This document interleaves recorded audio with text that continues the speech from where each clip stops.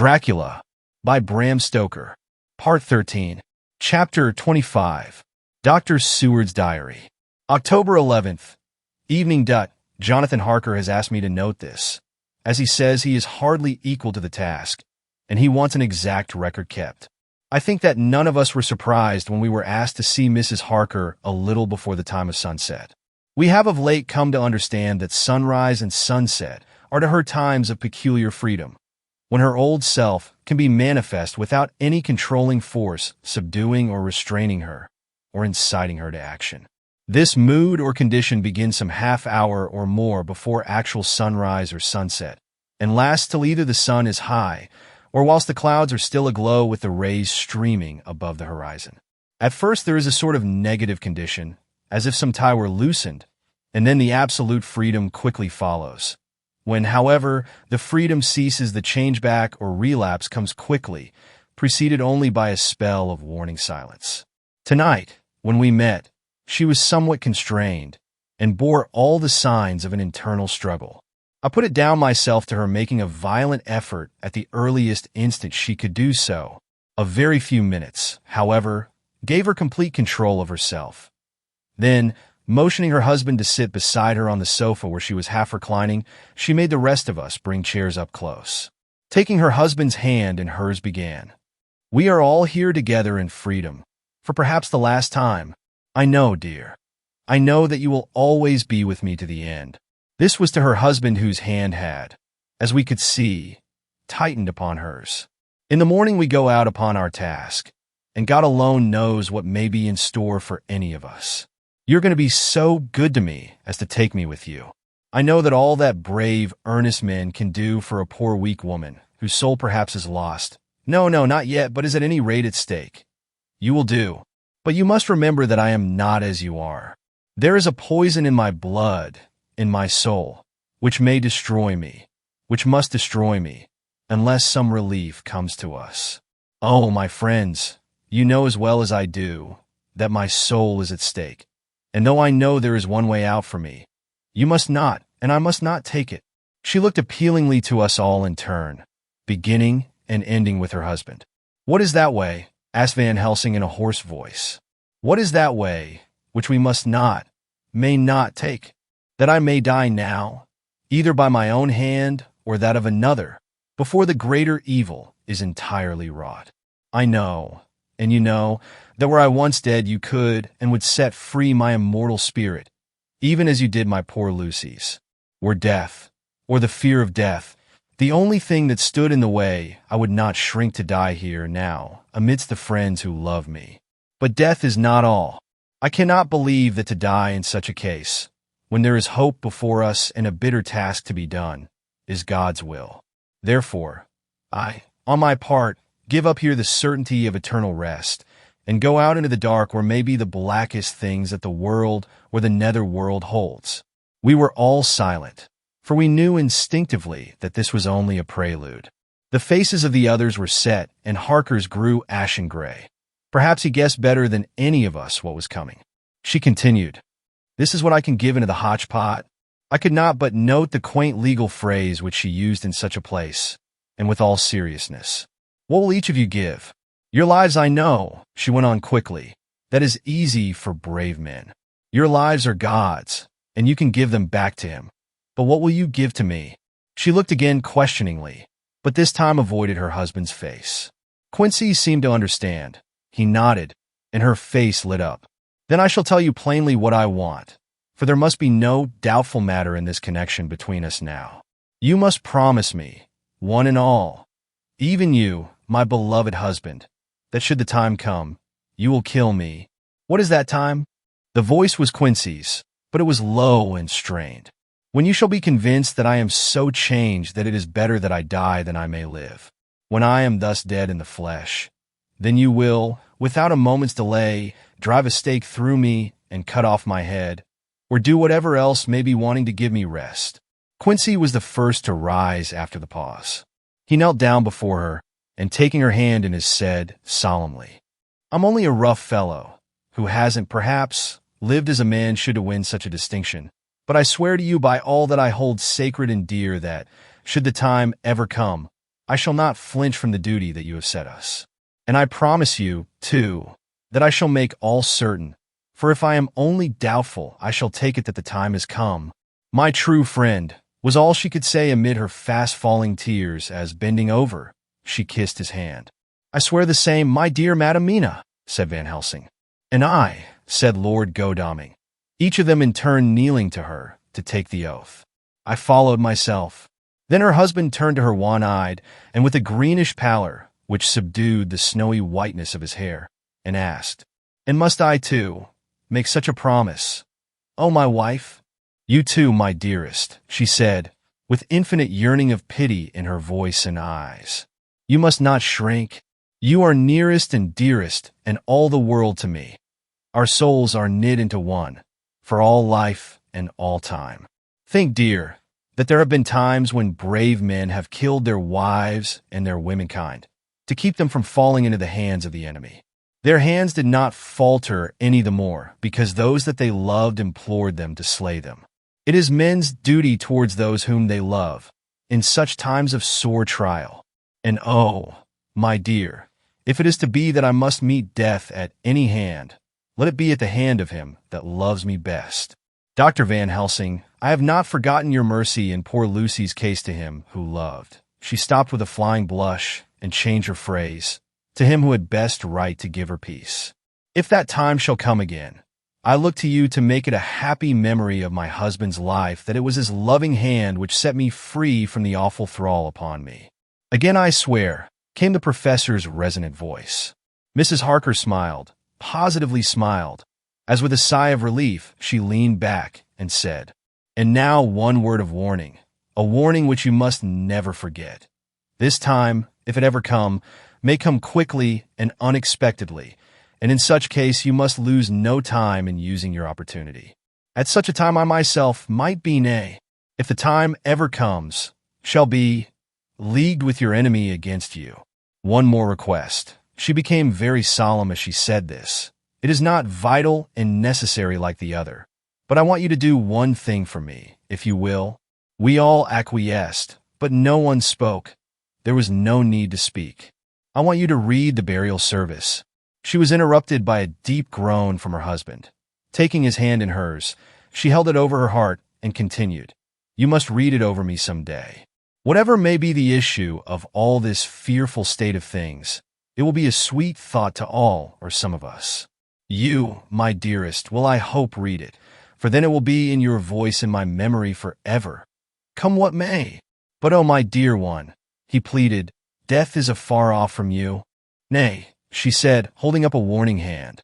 I am deeper in death at this moment than if the weight of an earthly grave lay heavy upon me. Oh, my wife, must I read it? He said, before he began. It would comfort me, my husband, was all she said, and he began to read when she had got the book ready. How could anyone, tell of that strange scene, its solemnity, its gloom, its sadness, its horror, and withal its sweetness? Even a skeptic who can see nothing but a travesty of bitter truth in anything holy or emotional would have been melted to the heart had he seen that little group of loving and devoted friends kneeling round that stricken and sorrowing lady, or heard the tender passion of her husband's voice, as in tones so broken with emotion that often he had to pause. He read the simple and beautiful service from the burial of the dead. I cannot go on words and voice. Fail me. She was right in her instinct. Strange as it all was, bizarre as it may hereafter seem, even to us who felt its potent influence at the time, it comforted us much, and the silence, which showed Mrs. Harker's coming relapse from her freedom of soul, did not seem so full of despair to any of us as we had dreaded. Jonathan Harker's Journal. October 15th, Varna. We left Charing Cross on the morning of the 12th, got to Paris the same night, and took the places secured for us in the Orient Express. We traveled night and day, arriving here at about 5 o'clock. Lord Godalming went to the consulate to see if any telegram had arrived for him, whilst the rest of us came on to this hotel, the Odysseus. The journey may have had incidents. I was, however, too eager to get on to care for them. Until the Tsarina Catherine comes into port, there will be no interest for me in anything in the wide world. Thank God. Mina is well. and looks to be getting stronger. Her color is coming back. She sleeps a great deal. Throughout the journey, she slept nearly all the time. Before sunrise and sunset, however, she is very wakeful and alert, and it has become a habit for Van Helsing to hypnotize her at such times. At first, some effort was needed, and he had to make many passes, but now, she seems to yield at once, as if by habit, and scarcely any action is needed. He seems to have power at these particular moments to simply will, and her thoughts obey him. He always asks her what she can see and hear. She answers to the first, "Nothing. All is dark." And to the second, "I can hear the waves lapping against the ship and the water rushing by. Canvas and cordage strain, and masts and yards creak. The wind is high. I can hear it in the shrouds, and the bow throws back the foam. It is evident that the Tsarina Catherine is still at sea, hastening on her way to Varna. Lord Godalming has just returned. He had 4 telegrams, one each day since we started, and all to the same effect, that the Tsarina Catherine had not been reported to Lloyd's from anywhere. He had arranged before leaving London that his agent should send him every day a telegram, saying if the ship had been reported. He was to have a message even if she were not reported, so that he might be sure that there was a watch being kept at the other end of the wire. We had dinner and went to bed early. Tomorrow we are to see the vice-consul, and to arrange, if we can, about getting on board the ship as soon as she arrives. Van Helsing says that our chance will be to get on the boat between sunrise and sunset. The Count, even if he takes the form of a bat, cannot cross the running water of his own volition, and so cannot leave the ship. As he dare not change to man's form without suspicion, which he evidently wishes to avoid, he must remain in the box. If, then, we can come on board after sunrise, he is at our mercy, for we can open the box and make sure of him, as we did of poor Lucy, before he wakes. What mercy he shall get from us will not count for much. We think that we shall not have much trouble with officials or the seamen. Thank God! This is the country where bribery can do anything, and we are well supplied with money. We have only to make sure that the ship cannot come into port between sunset and sunrise without our being warned, and we shall be safe. Judge Moneybag will settle this case, I think. October 16th, Mina's report still the same. Lapping waves and rushing water, darkness and favoring winds. We are evidently in good time, and when we hear of the Tsarina Catherine, we shall be ready. As she must pass the Dardanelles, we are sure to have some report. October 17th, everything is pretty well fixed now, I think, to welcome the Count on his return from his tour. Godalming told the shippers that he fancied that the box sent aboard might contain something stolen from a friend of his, and got a half consent that he might open it at his own risk. The owner gave him a paper telling the captain to give him every facility in doing whatever he chose on board the ship, and also a similar authorization to his agent at Varna. We have seen the agent, who was much impressed with Godalming's kindly manner to him, and we are all satisfied that whatever he can do to aid our wishes will be done. We have already arranged what to do in case we get the box open. If the Count is there, Van Helsing and Seward will cut off his head at once and drive a stake through his heart. Morris and Godalming, and I shall prevent interference, even if we have to use the arms which we shall have ready. The professor says that if we can so treat the Count's body, it will soon after fall into dust. In such case, there would be no evidence against us, in case any suspicion of murder were aroused. But even if it were not, we should stand or fall by our act, and perhaps some day this very script may be evidence to come between some of us and a rope. For myself, I should take the chance only too thankfully if it were to come. We mean to leave no stone unturned to carry out our intent. We have arranged with certain officials that the instant the Tsarina Catherine is seen, we are to be informed by a special messenger. October 24th. A whole week of waiting. Daily telegrams to Godalming, but only the same story, not yet reported. Mina's morning and evening hypnotic answer is unvaried. Lapping waves, rushing water, and creaking masts.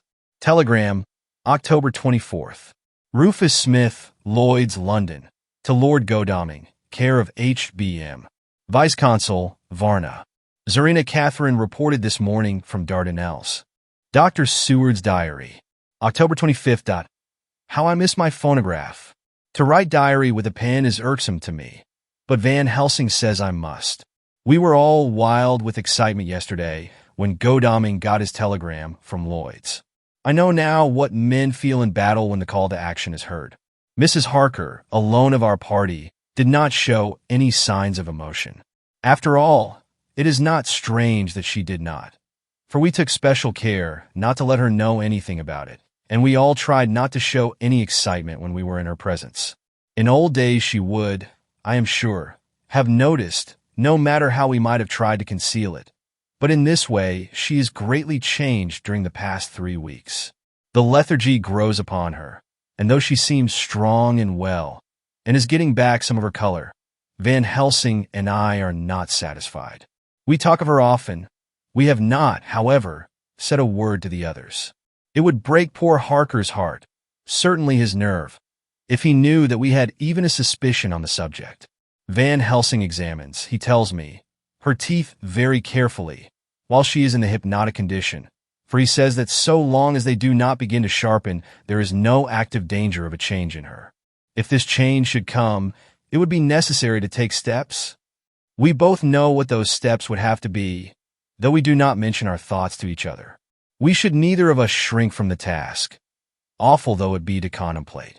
Euthanasia is an excellent and a comforting word. I am grateful to whoever invented it. It is only about 24 hours sail from the Dardanelles to here, at the rate the Tsarina Catherine has come from London. She should therefore arrive some time in the morning. But as she cannot possibly get in before then, we are all about to retire early. We shall get up at 1 o'clock, so as to be ready.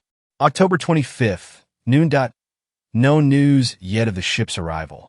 Mrs. Harker's hypnotic report this morning was the same as usual, so it is possible that we may get news at any moment. We men are all in a fever of excitement, except Harker, who is calm. His hands are cold as ice, and an hour ago I found him whetting the edge of the great Gurkha knife which he now always carries with him. It will be a bad lookout for the Count if the edge of that kukri ever touches his throat, driven by that stern, ice-cold hand. Van Helsing and I were a little alarmed about Mrs. Harker today. About noon she got into a sort of lethargy which we did not like. Although we kept silence to the others, we were neither of us happy about it. She had been restless all the morning, so that we were at first glad to know that she was sleeping. When, however, her husband mentioned casually that she was sleeping so soundly that he could not wake her, we went to her room to see for ourselves. She was breathing naturally and looked so well and peaceful that we agreed that the sleep was better for her than anything else. Poor girl, she has so much to forget that it is no wonder that sleep, if it brings oblivion to her, does her good.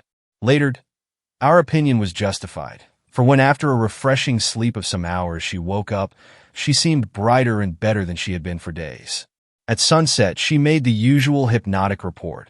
Wherever he may be in the Black Sea, the Count is hurrying to his destination. To his doom, I trust. October 26th. Another day, and no tidings of the Tsarina Catherine. She ought to be here by now. That she is still journeying somewhere is apparent, for Mrs. Harker's hypnotic report at sunrise was still the same. It is possible that the vessel may be lying by, at times, for fog. Some of the steamers which came in last evening reported patches of fog, both to north and south of the port. We must continue our watching, as the ship may now be signaled any moment. October 27th, noon. Most strange. No news yet of the ship we wait for. Mrs. Harker reported last night, and this morning as usual, lapping waves and rushing water, though she added that the waves were very faint. The telegrams from London have been the same. No further report. Van Helsing is terribly anxious, and told me just now that he fears the Count is escaping us. He added significantly, I did not like that lethargy of Madame Mina's. Souls and memories can do strange things during trance. I was about to ask him more, but Harker just then came in, and he held up a warning hand. We must try tonight at sunset to make her speak more fully when in her hypnotic state. October 28th. Telegram. Rufus Smith, London. To Lord Godalming, care HBM, Vice-Consul Varna. Tsarina Catherine reported entering Galatz at 1 o'clock today. Dr. Seward's diary. October 28th. When the telegram came announcing the arrival in Galatz, I do not think it was such a shock to any of us as might have been expected. True, we did not know whence, or how, or when the bolt would come, but I think we all expected that something strange would happen. The delay of arrival at Varna made us individually satisfied that things would not be just as we had expected. We only waited to learn where the change would occur. Nonetheless, however, was it a surprise? I suppose that nature works on such a hopeful basis that we believe against ourselves that things will be as they ought to be, not as we should know that they will be. Transcendentalism is a beacon to the angels, even if it be a will-o'-the-wisp to man. It was an odd experience, and we all took it differently. Van Helsing raised his hand over his head for a moment, as though in remonstrance with the Almighty, but he said not a word, and in a few seconds stood up with his face sternly set. Lord Godalming grew very pale and sat breathing heavily. I was myself half stunned and looked in wonder at one after another. Quincy Morris tightened his belt with that quick movement which I knew so well.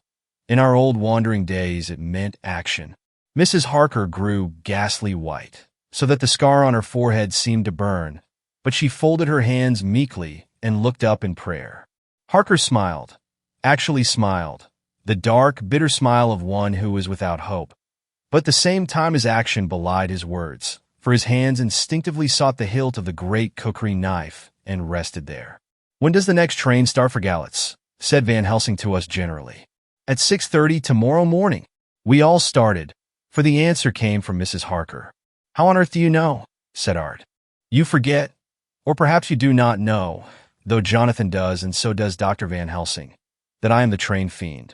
At home in Exeter, I always used to make up the timetables so as to be helpful to my husband. I found it so useful sometimes that I always make a study of the timetables now. I knew that if anything were to take us to Castle Dracula, we should go by Galatz, or at any rate through Bucharest, so I learned the times very carefully. Unhappily, there are not many to learn, as the only train tomorrow leaves, as I say." "Wonderful woman," murmured the professor. "Can't we get a special?" asked Lord Godalming. Van Helsing shook his head. "I fear not. This land is very different from yours or mine. Even if we did have a special, it would probably not arrive as soon as our regular train. Moreover, we have something to prepare. We must think. Now let us organize. You, friend Arthur, go to the train and get the tickets and arrange that all be ready for us to go in the morning. Do you, friend Jonathan, go to the agent of the ship and get from him letters to the agent in Galatz, with authority to make search the ship just as it was here. Morris Quincy, you see the vice-consul, and get his aid with his fellow in Galatz and all he can do to make our way smooth, so that no times be lost when over the Danube. John will stay with Madam Mina and me, and we shall consult. For so, if time be long, you may be delayed, and it will not matter when the sun set, since I am here with Madam to make report." "And I," said Mrs. Harker brightly, and more like her old self than she had been for many a long day, "shall try to be of use in all ways, and shall think and write for you as I used to do. Something is shifting from me in some strange way, and I feel freer than I have been of late." The three younger men looked happier at the moment, as they seemed to realize the significance of her words. But Van Helsing and I, turning to each other, met each a grave and troubled glance. We said nothing at the time, however. When the three men had gone out to their tasks, Van Helsing asked Mrs. Harker to look up the copy of the diaries and find him the part of Harker's journal at the castle. She went away to get it. When the door was shut upon her, he said to me, "We mean the same. Speak out. There is some change. It is a hope that makes me sick, for it may deceive us." "Quite so. Do you know why I asked her to get the manuscript?" "No," said I, "unless it was to get an opportunity of seeing me alone." "You are in part right, friend John, but only in part. I want to tell you something. And oh, my friend, I am taking a terrible risk, but I believe it is right." In the moment when Madam Mina said those words that arrest both our understanding, an inspiration came to me. In the trance of 3 days ago, the Count sent her his spirit to read her mind. Or more like he took her to see him in his earth box in the ship with water rushing, just as it go free at rise and set of sun. He learned then that we are here. For she have more to tell in her open life, with eyes to see and ears to hear, than he shut, as he is, in his coffin box. Now he make his most effort to escape us. At present he want her not. He is sure with his so great knowledge that she will come at his call. But he cut her off, take her, as he can do, out of his own power, that so she come not to him. Ah! There I have hope that our man-brains that have been of man so long, and that have not lost the grace of God, will come higher than his child-brain that lie in his tomb for centuries, that grow not yet to our stature, and that do only work selfish and therefore small. Here comes Madam Mina, not a word to her of her trance. She know it not, and it would overwhelm her and make despair just when we want all her hope, all her courage. When most we want all her great brain, which is trained like man's brain, but is of sweet woman and have a special power which the Count give her, and which he may not take away altogether, though he think not so. Hush! Let me speak, and you shall learn. Oh, John, my friend, we are in awful straits. I fear, as I never feared before. We can only trust the good God. Silence. Here she comes. I thought that the professor was going to break down and have hysterics, just as he had when Lucy died, but with a great effort he controlled himself and was at perfect nervous poise when Mrs. Harker tripped into the room, bright and happy-looking and, in the doing of work, seemingly forgetful of her misery. As she came in, she handed a number of sheets of typewriting to Van Helsing. He looked over them gravely, his face brightening up as he read. Then, holding the pages between his finger and thumb, he said, "Friend John, to you with so much of experience already, and you too, dear Madam Mina, that are young, here is a lesson. Do not fear ever to think. A half-thought has been buzzing often in my brain, but I fear to let him loose his wings. Here now, with more knowledge, I go back to where that half-thought come from, and I find that he be no half-thought at all, that be a whole thought, though so young that he is not yet strong to use his little wings. Nay, like the ugly duck of my friend Hans Andersen, he be no duck-thought at all, but a big swan-thought that sail nobly on big wings, when the time come for him to try them. See, I read here what Jonathan have written. That other of his race who, in a later age, again and again, brought his forces over the great river in a Turkey land, who, when he was beaten back, came again and again and again, though he had to come alone from the bloody field where his troops were being slaughtered, since he knew that he alone could ultimately triumph. What does this tell us? Not much. No. The Count's child thought seen nothing. Therefore he speaks so free. Your man thought seen nothing. My man thought seen nothing, till just now. No. But there comes another word from someone who speak without thought, because she too know not what it might mean, just as there are elements which rest, yet when in nature's course they move on their way, and they touch, then poof, and there comes a flash of light, heaven-wide, that blind and kill and destroy some, but that show up all earth below for leagues and leagues. Is it not so? Well, I shall explain. To begin, have you ever studied the philosophy of crime? Yes, and know you, John, yes, for it is a study of insanity. You know, Madam Mina, for crime touch you not but once. Still, your mind works true, and argues not a particulari ad universal. There is this peculiarity in criminals. It is so constant in all countries and at all times that even police, who know not much from philosophy, come to know it empirically, that is to be empiric. The criminal always work at one crime. That is the true criminal who seems predestinate to crime, and who will of none other. This criminal has not full man-brain. He is clever and cunning and resourceful, but he be not of man's stature as to brain. He be a child-brain in much. Now this criminal of ours is predestinate to crime also. He, too, have child-brain, and it is of the child to do what he have done. The little bird, the little fish, the little animal learn not by principle, but empirically, and when he learn to do, then there is to him the ground to start from to do more. Dos po estio, said Archimedes. Give me a fulcrum, and I shall move the world. To do once is the fulcrum whereby child-brain become man-brain, and until he have the purpose to do more, he continue to do the same again every time, just as he have done before. Oh, my dear, I see that your eyes are opened, and that to you the lightning flash show all the leagues, for Mrs. Harker began to clap her hands and her eyes sparkled. He went on. Now you shall speak. Tell us, two dry men of science, what you see with those so bright eyes. He took her hand and held it while she spoke. His finger and thumb closed on her pulse, as I thought instinctively and unconsciously as she spoke. The Count is a criminal and of criminal type. Nordau and Lombroso would so classify him, and qua criminal he is of imperfectly formed mind. Thus, in a difficulty, he has to seek resource and habit.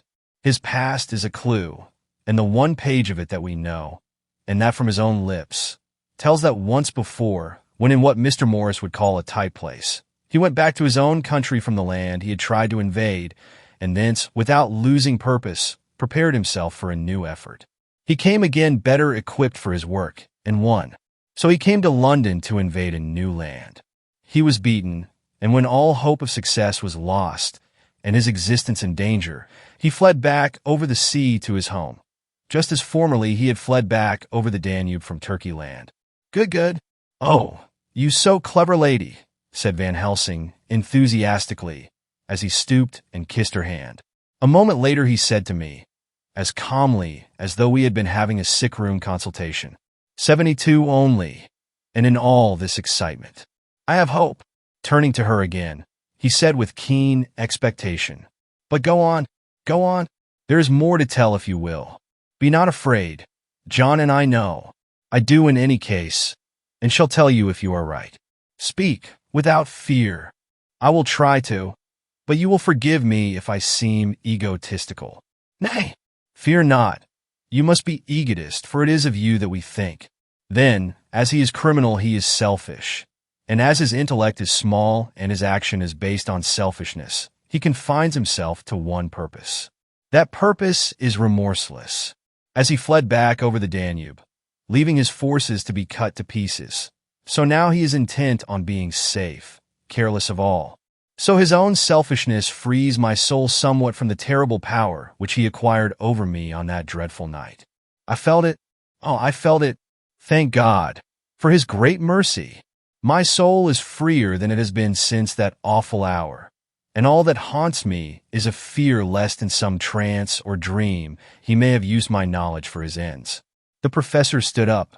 He has so used your mind, and by it he has left us here in Varna, whilst the ship that carried him rushed through enveloping fog up to Galatz, where, doubtless, he had made preparation for escaping from us. But his child mind only saw so far, and it may be that, as ever is in God's providence, the very thing that the evildoer most reckoned on for his selfish good turns out to be his chiefest harm. The hunter is taken in his own snare, as the great psalmist says. For now that he think he is free from every trace of us all, and that he has escaped us with so many hours to him, then his selfish child brain will whisper him to sleep. He think, too, that as he cut himself off from knowing your mind, there can be no knowledge of him to you. There is where he fail. That terrible baptism of blood which he give you makes you free to go to him in spirit, as you have as yet done in your times of freedom, when the sun rise and set. At such times you go by my volition and not by his, and this power to good of you and others, as you have won from your suffering at his hands. This is now all the more precious that he know it not, and to guard himself have even cut himself off from his knowledge of our where. We, however, are not selfish, and we believe that God is with us through all this blackness and these many dark hours. We shall follow him, and we shall not flinch, even if we peril ourselves that we become like him. Friend John, this has been a great hour, and it have done much to advance us on our way. You must be scribe and write him all down, so that when the others return from their work you can give it to them. Then they shall know as we do. And so I have written it whilst we wait their return, and Mrs. Harker has written with her typewriter all since she brought the MS to us. Chapter 26. Dr. Seward's Diary. October 29th. This is written in the train from Varna to Galatz. Last night we all assembled a little before the time of sunset. Each of us had done his work as well as he could. So far as thought and endeavor and opportunity go, we are prepared for the whole of our journey, and for our work when we get to Galatz. When the usual time came round, Mrs. Harker prepared herself for her hypnotic effort, and after a longer and more serious effort on the part of Van Helsing than has been usually necessary, she sank into the trance. Usually she speaks on a hint, but this time the professor had to ask her questions, and to ask them pretty resolutely before we could learn anything. At last her answer came. "I can see nothing. We are still. There are no waves lapping, but only a steady swirl of water softly running against the hawser. I can hear men's voices calling, near and far, and the roll and creak of oars in the rowlocks. A gun is fired somewhere. The echo of it seems far away. There is tramping of feet overhead, and ropes and chains are dragged along. What is this? There is a gleam of light. I can feel the air blowing upon me." Here she stopped. She had risen, as if impulsively, from where she lay on the sofa, and raised both her hands, palms upwards, as if lifting a weight. Van Helsing and I looked at each other with understanding. Quincy raised his eyebrows slightly and looked at her intently, whilst Harker's hand instinctively closed round the hilt of his kukri. There was a long pause. We all knew that the time when she could speak was passing, but we felt that it was useless to say anything. Suddenly she sat up, and, as she opened her eyes, said sweetly, "Would none of you like a cup of tea? You must all be so tired." We could only make her happy, and so acquiesced. She bustled off to get tea. When she had gone, Van Helsing said, "You see, my friends, he is close to land. He has left his earth chest, but he is yet to get on shore. In the night he may lie hidden somewhere, but if he be not carried on shore, or if the ship do not touch it, he cannot achieve the land. In such case he can, if it be in the night, change his form and can jump or fly on shore, as he did at Whitby. But if the day come before he get on shore, then, unless he be carried, he cannot escape. And if he be carried, then the customs men may discover what the box contain. Thus, in fine, if he escape not on shore tonight, or before dawn, there will be the whole day lost to him. We may then arrive in time. For if he escape not at night, we shall come on him in daytime, boxed up and at our mercy, for he dare not be his true self, awake and visible, lest he be discovered." There was no more to be said, so we waited in patience until the dawn, at which time we might learn more from Mrs. Harker. Early this morning we listened, with breathless anxiety, for her response in her trance. The hypnotic stage was even longer in coming than before, and when it came the time remaining until full sunrise was so short that we began to despair. Van Helsing seemed to throw his whole soul into the effort. At last, in obedience to his will, she made reply. "All is dark. I hear lapping water, level with me, and some creaking as of wood on wood." She paused, and the red sun shot up. "We must wait till tonight. And so it is that we are traveling towards Galatz in an agony of expectation. We are due to arrive between 2 and 3 in the morning, but already, at Bucharest, we are 3 hours late, so we cannot possibly get in till well after sunup. Thus we shall have 2 more hypnotic messages from Mrs. Harker. Either or both may possibly throw more light on what is happening. Later. Sunset has come and gone. Fortunately, it came at a time when there was no distraction, for had it occurred whilst we were at a station, we might not have secured the necessary calm and isolation. Mrs. Harker yielded to the hypnotic influence even less readily than this morning. I am in fear that her power of reading the Count's sensations may die away, just when we want it most. It seems to me that her imagination is beginning to work. While she has been in the trance hitherto, she has confined herself to the simplest of facts. If this goes on, it may ultimately mislead us. If I thought that the Count's power over her would die away equally with her power of knowledge, it would be a happy thought. But I am afraid that it may not be so. When she did speak, her words were enigmatical. Something is going out. I can feel it pass me like a cold wind. I can hear, far off, confused sounds, as of men talking in strange tongues, fierce falling water, and the howling of wolves. She stopped and a shudder ran through her, increasing in intensity for a few seconds, till, at the end, she shook as though in a palsy. She said no more, even in answer to the professor's imperative questioning. When she woke from the trance, she was cold and exhausted and languid, but her mind was all alert. She could not remember anything, but asked what she had said. When she was told, she pondered over it deeply for a long time and in silence. October 30th, 7 a.m.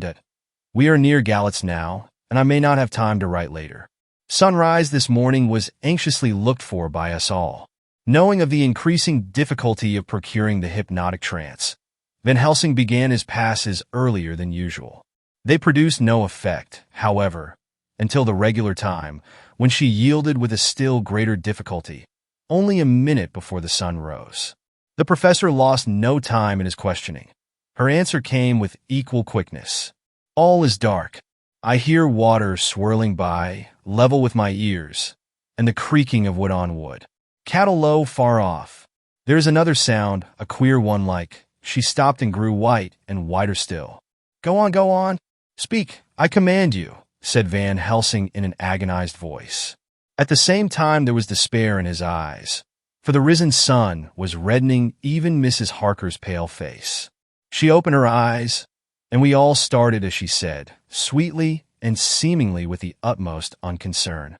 Oh, Professor, why ask me to do what you know I can't? I don't remember anything. Then, seeing the look of amazement on our faces, she said, turning from one to the other with a troubled look, What have I said? What have I done? I know nothing, only that I was lying here, half asleep, and heard you say, Go on. Speak. I command you. It seems so funny to hear you order me about, as if I were a bad child. Oh, Madam Mina, he said sadly, it is proof, if proof be needed, of how I love and honor you, when a word for your good, spoken more earnest than ever, can seem so strange because it is to order her whom I am proud to obey. The whistles are sounding. We are nearing Galatz. We are on fire with anxiety and eagerness. Mina Harker's Journal. October 30th, Mr. Morris took me to the hotel where our rooms had been ordered by telegraph, he being the one who could best be spared, since he does not speak any foreign language. The forces were distributed much as they had been at Varna, except that Lord Godalming went to the vice-consul, as his rank might serve as an immediate guarantee of some sort to the official, we being in extreme hurry. Jonathan and the two doctors went to the shipping agent to learn particulars of the arrival of the Tsarina Catherine. Later, Lord Godalming has returned. The consul is away, and the vice-consul sick, so the routine work has been attended to by a clerk. He was very obliging, and offered to do anything in his power. Jonathan Harker's Journal. October 30th. At 9 o'clock, Dr. Van Helsing, Dr. Seward, and I called on Messrs. Mackenzie and Steinkopf, the agents of the London firm of Hapgood. They had received a wire from London, in answer to Lord Godalming's telegraph request, asking us to show them any civility in their power. They were more than kind and courteous, and took us at once on board the Tsarina Catherine, which lay at anchor out in the river harbor. There we saw the captain, Donaldson by name, who told us of his voyage. He said that in all his life he had never had so favorable a run.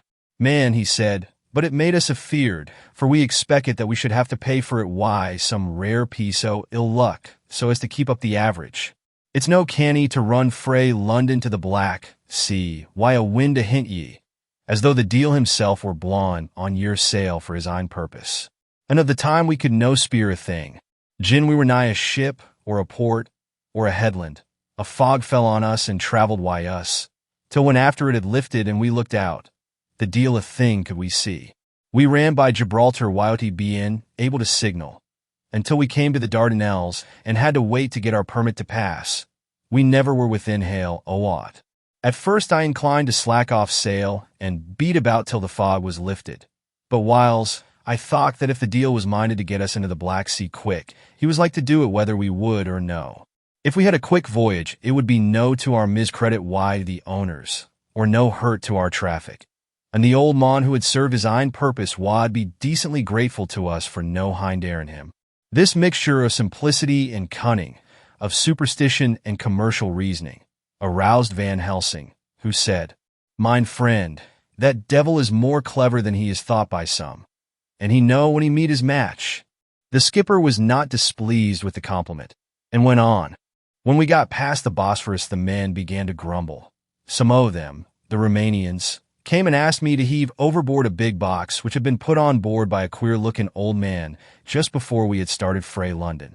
I had seen them spear at the fellow and put out their TWA fingers when they saw him, to guard against the evil eye.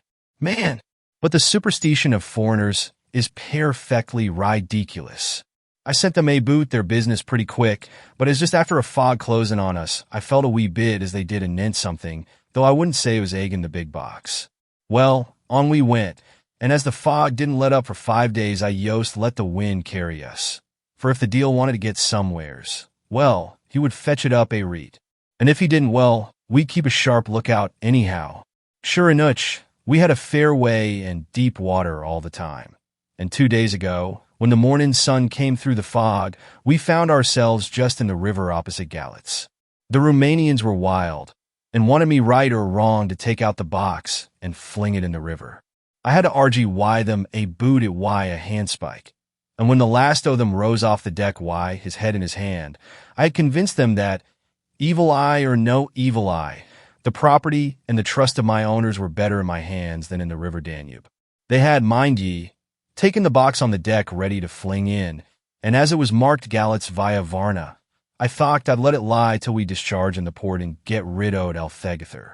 We didn't do much clearing that day, and had to remain the nicked at anchor, but in the morning, braw and early, an hour before sun-up, a man came aboard wi an order, written to him from England, to receive a box marked for one Count Dracula.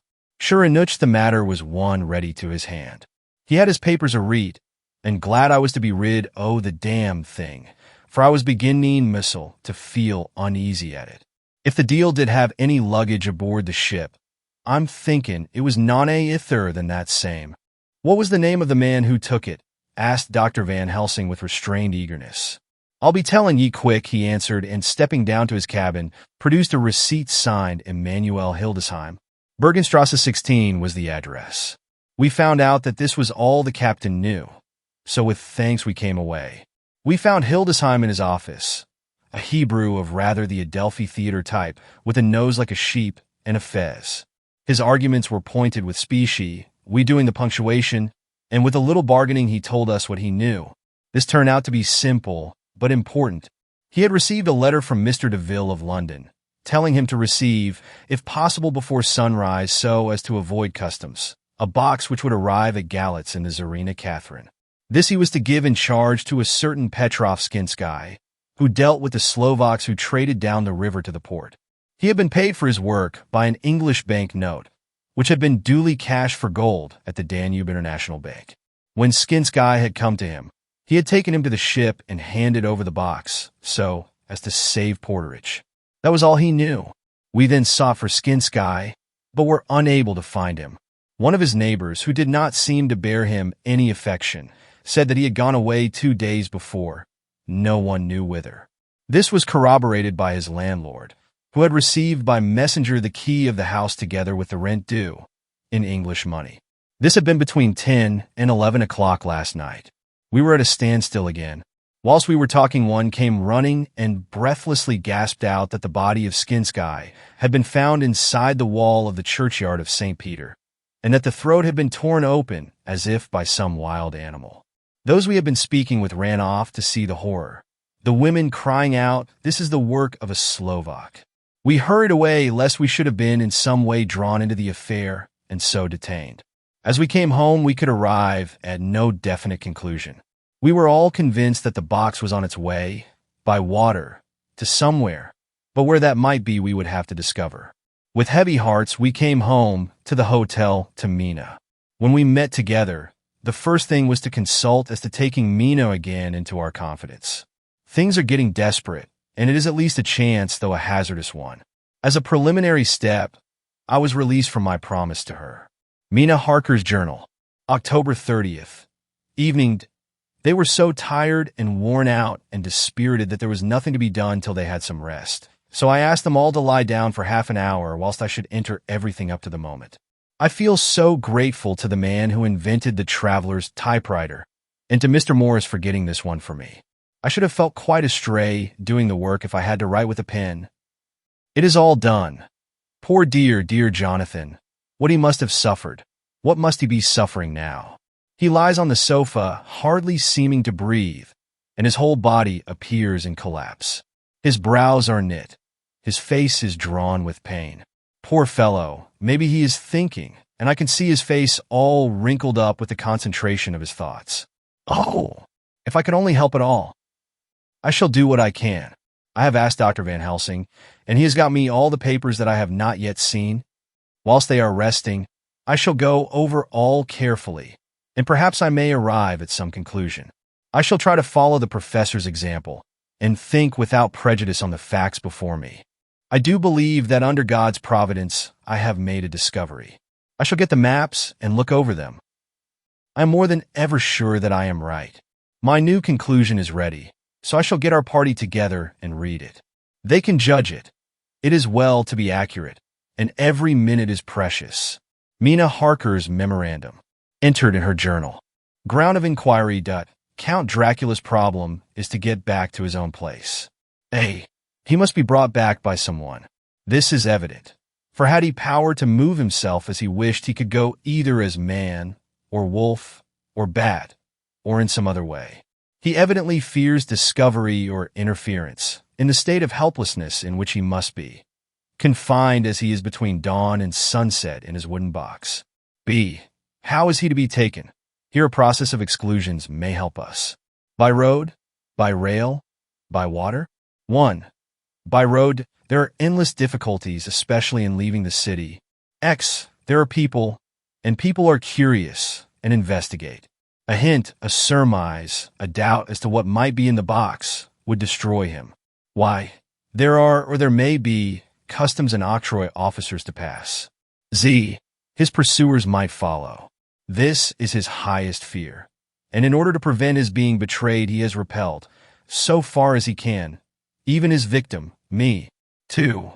By rail, there is no one in charge of the box. It would have to take a chance of being delayed, and delay would be fatal with enemies on the track. True, he might escape at night, but what would he be if left in a strange place with no refuge that he could fly to? This is not what he intends, and he does not mean to risk it. 3. By water, here is the safest way in one respect, but with most danger in another. On the water, he is powerless except at night. Even then, he can only summon fog and storm and snow and his wolves. But were he wrecked, the living water would engulf him, helpless, and he would indeed be lost. He could have the vessel drive to land, but if it were unfriendly land, wherein he was not free to move, his position would still be desperate. We know from the record that he was on the water, so what we have to do is to ascertain what water. The first thing is to realize exactly what he has done as yet. We may then get a light on what his later task is to be. Firstly, we must differentiate between what he did in London as part of his general plan of action, when he was pressed for moments and had to arrange as best he could. Secondly, we must see, as well as we can surmise it from the facts we know of, what he has done here. As to the first, he evidently intended to arrive at Galatz, and sent envoys to Varna to deceive us lest we should ascertain his means of exit from England. His immediate and sole purpose, then, was to escape. The proof of this is the letter of instructions sent to Emanuel Hildesheim to clear and take away the box before sunrise. There is also the instruction to Petrov Skinsky. These we must only guess at, but there must have been some letter or message since Skinsky came to Hildesheim. That so far his plans were successful we know. The Tsarina Catherine made a phenomenally quick journey, so much so that Captain Donelson's suspicions were aroused. But his superstition united with his canniness played the Count's game for him, and he ran with his favoring wind through fogs and all till he brought up blindfold at Galatz. That the Count's arrangements were well made has been proved. Hildesheim cleared the box, took it off, and gave it to Skinsky. Skinsky took it, and here we lose the trail. We only know that the box is somewhere on the water, moving along. The customs and the octroi, if there be any, have been avoided. Now we come to what the Count must have done after his arrival, on land at Galatz. The box was given to Skinsky before sunrise. At sunrise, the Count could appear in his own form. Here, we ask why Skinsky was chosen at all to aid in the work. In my husband's diary, Skinski is mentioned as dealing with the Slovaks who trade down the river to the port, and the man's remark that the murder was the work of a Slovak showed the general feeling against his class. The Count wanted isolation. My surmise is this, that in London the Count decided to get back to his castle by water, as the most safe and secret way. He was brought from the castle by Skani, and probably they delivered their cargo to Slovaks who took the boxes to Varna, for there they were shipped for London. Thus the Count had knowledge of the persons who could arrange this service. When the box was on land, before sunrise or after sunset, he came out from his box, met Skinski, and instructed him what to do as to arranging the carriage of the box up some river. When this was done, and he knew that all was in train, he blotted out his traces, as he thought, by murdering his agent. I have examined the map and find that the river most suitable for the Slovaks to have ascended is either the Pruth or the Sereth. I read in the typescript that in my trance I heard cows low and water swirling level with my ears and the creaking of wood. The Count in his box, then, was on a river in an open boat, propelled probably either by oars or poles, for the banks are near and it is working against stream. There would be no such sound if floating downstream.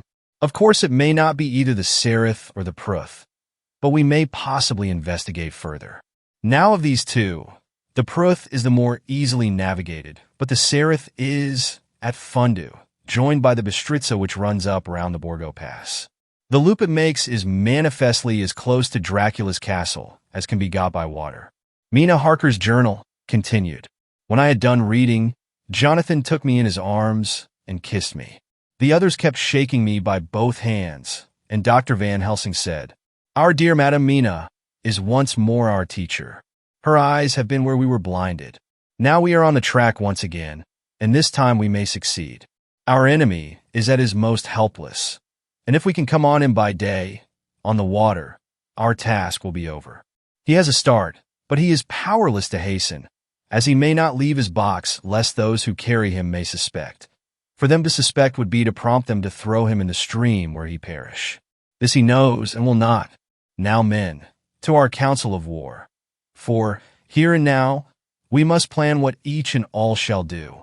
I shall get a steam launch and follow him," said Lord Godalming. "And I, horses to follow on the bank, lest by chance he land," said Mr. Morris.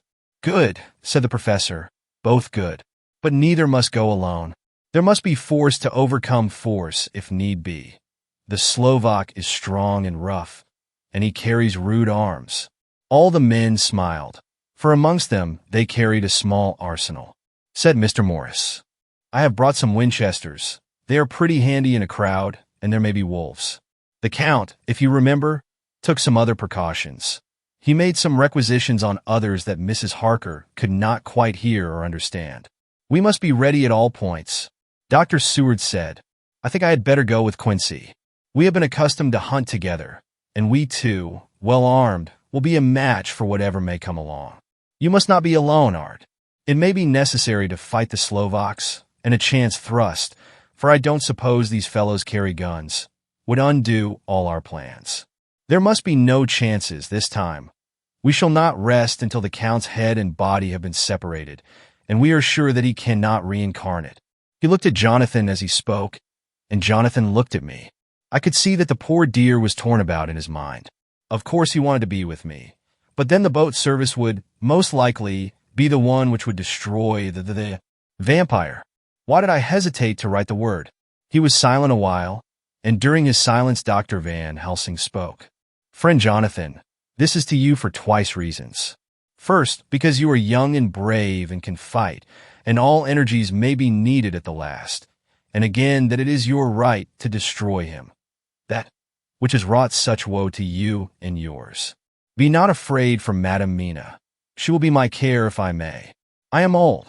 My legs are not so quick to run as once, and I am not used to ride so long, or to pursue as need be, or to fight with lethal weapons. But I can be of other service. I can fight in other way, and I can die, if need be, as well as younger men. Now let me say that what I would is this. While you, my Lord Godalming, and friend Jonathan go in your so swift little steamboat up the river, and whilst John and Quincy guard the bank where perchance he might be landed, I will take Madam Mina right into the heart of the enemy's country, whilst the old fox is tied in his box, floating on the running stream, whence he cannot escape to land, where he dares not raise the lid of his coffin box lest his Slovak carriers should in fear leave him to perish. We shall go in the track where Jonathan went, from Bistritz over the Borgo, and find our way to the castle of Dracula. Here, Madam Mina's hypnotic power will surely help, and we shall find our way, all dark and unknown otherwise, after the first sunrise when we are near that fateful place. There is much to be done, and other places to be made sanctify, so that that nest of vipers be obliterated. Here Jonathan interrupted him hotly. Do you mean to say, Professor Van Helsing, that you would bring Mina, in her sad case and tainted as she is with that devil's illness, right into the jaws of his death trap? Not for the world, not for heaven or hell. He became almost speechless for a minute, and then went on. Do you know what the place is? Have you seen that awful den of hellish infamy, with the very moonlight alive with grisly shapes, and every speck of dust that whirls in the wind a devouring monster in embryo? Have you felt the vampire's lips upon your throat? Here he turned to me, and as his eyes lit on my forehead, he threw up his arms with a cry. Oh my God, what have we done to have this terror upon us? And he sank down on the sofa in a collapse of misery. The professor's voice, as he spoke in clear, sweet tones, which seemed to vibrate in the air, calmed us all. Oh, my friend, it is because I would save Madam Mina from that awful place that I would go. God forbid that I should take her into that place. There is work, wild work, to be done there that her eyes may not see. We men here, all save Jonathan, have seen with their own eyes what is to be done before that place can be purified. Remember that we are in terrible straits. If the Count escape us this time, and he is strong and subtle and cunning, he may choose to sleep him for a century, and then in time our dear 1 inch. He took my hand, would come to him to keep him company, and would be as those others that you, Jonathan, saw. You have told us of their gloating lips. You heard their ribald laugh as they clutched the moving bag that the Count threw to them. You shudder, and well may it be. Forgive me that I make you so much pain, but it is necessary. My friend, is it not a dire need for the which I am giving, possibly my life? If it were that anyone went into that place to stay, it is I who would have to go to keep them company. Do as you will, said Jonathan, with a sob that shook him all over. We are in the hands of God. Later, though, it did me good to see the way that these brave men worked. How can women help loving men when they are so earnest and so true and so brave? And too, it made me think of the wonderful power of money. What can it not do when it is properly applied? And what might it do when basely used? I felt so thankful that Lord Godalming is rich, and that both he and Mr. Morris, who also has plenty of money, are willing to spend it so freely. For if they did not, our little expedition could not start, either so promptly or so well equipped as it will within another hour. It is not 3 hours since it was arranged what part each of us was to do, and now Lord Godalming and Jonathan have a lovely steam launch, with steam up ready to start at a moment's notice. Dr. Seward and Mr. Morris have half a dozen good horses, well appointed. We have all the maps and appliances of various kinds that can be had. Professor Van Helsing and I are to leave by the 11:40 train tonight for Veresti, where we are to get a carriage to drive to the Borgo Pass.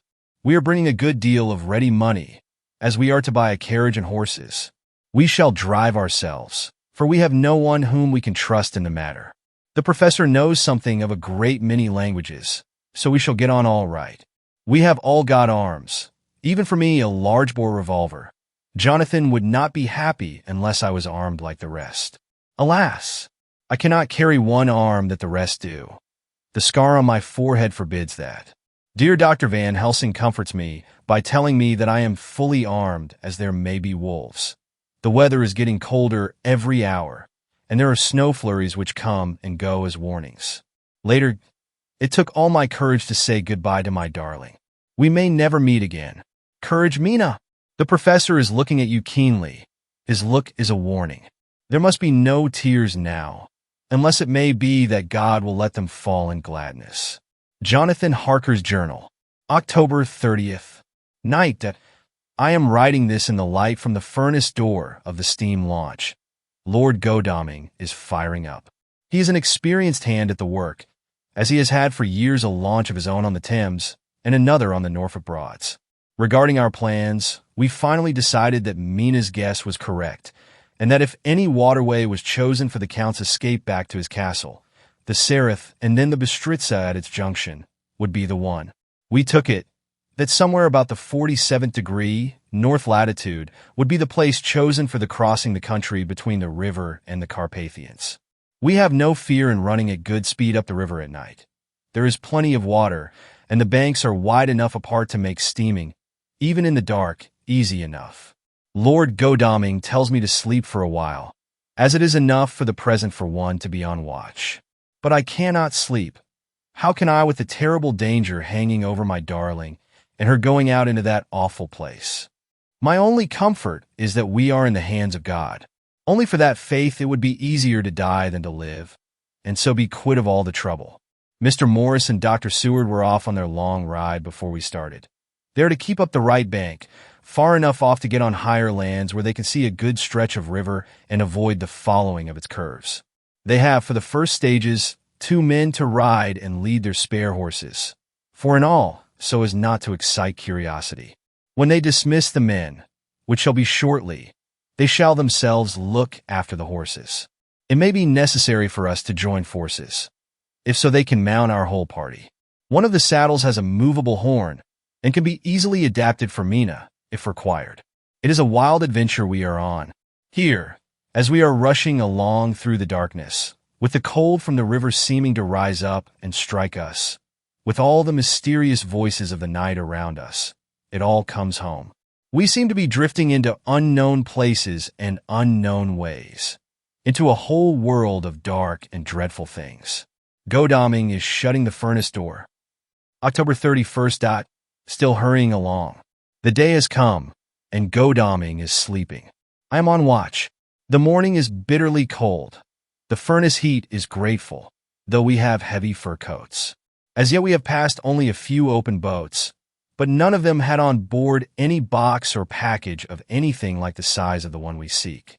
The men were scared every time we turned our electric lamp on them, and fell on their knees and prayed. November 1st, evening. No news all day. We have found nothing of the kind we seek. We have now passed into the Bistritza, and if we are wrong in our surmise, our chance is gone. We have overhauled every boat, big and little. Early this morning, one crew took us for a government boat and treated us accordingly. We saw in this a way of smoothing matters, so at Fundu, where the Bistritza runs into the Sereth, we got a Romanian flag which we now fly conspicuously. With every boat which we have overhauled since then, this trick has succeeded. We have had every deference shown to us, and not once any objection to whatever we chose to ask or do.